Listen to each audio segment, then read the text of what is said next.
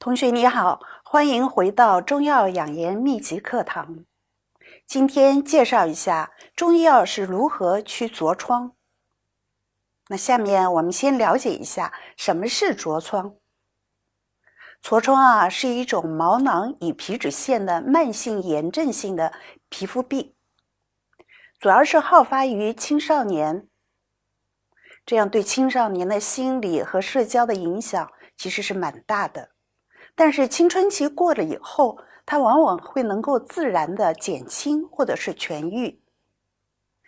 临床上的表现呢，是以好发于面部的粉刺、丘疹、脓包、结节等多发性皮损为特点。那痤疮是什么原因造成的呢？痤疮发生主要是与皮脂分泌过多，毛囊的皮脂腺导管呢堵塞，细菌的感染和炎症的反应等等因素密切相关的。那一个人进入青春期以后，他人体内的雄激素，特别是睾酮的水平会迅速的升高，促进了皮脂腺的发育，并产生了大量的皮脂。同时毛囊的皮脂腺的导管的角质化的异常会导致导管的阻塞，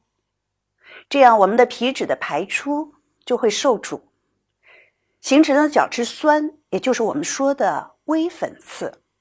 毛囊中的多种微生物，尤其是痤疮丙酸杆菌大量的繁殖，痤疮的丙酸杆菌产生的脂酶会分解皮脂生成，最后是形成了游离的脂肪酸，同时呢趋化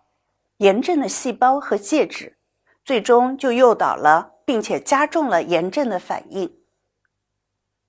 痤疮呢，皮损它好发于我们的面部以及呢上胸和背部。痤疮的非炎症性的皮损主要是表现为开放性和闭合性的粉刺。闭合性的粉刺我们又称它为白头，它的典型的皮损主要是约1毫米左右大小的肤色丘疹，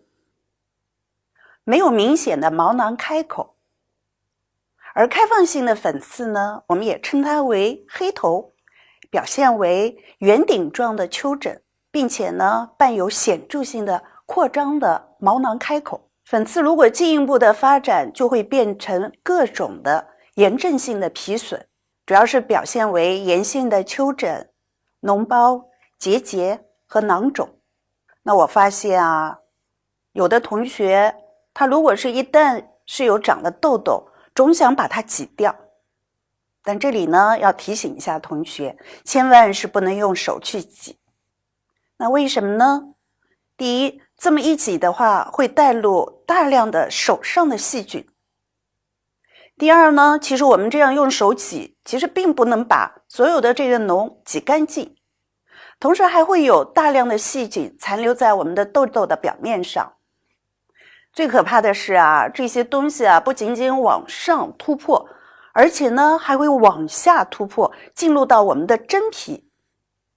到时候就会更麻烦。所以我们平时首先要做好日常的护理，能够做到每天1到2次用温水来洗脸，清洁我们的皮肤，一定是忌用手去挤压或者是去抓。同时呢，也忌用一些油脂状的或者是粉类的化妆品。那同学们，你对痤疮的形成了解了吗？好，今天的课我们就上到这儿，谢谢。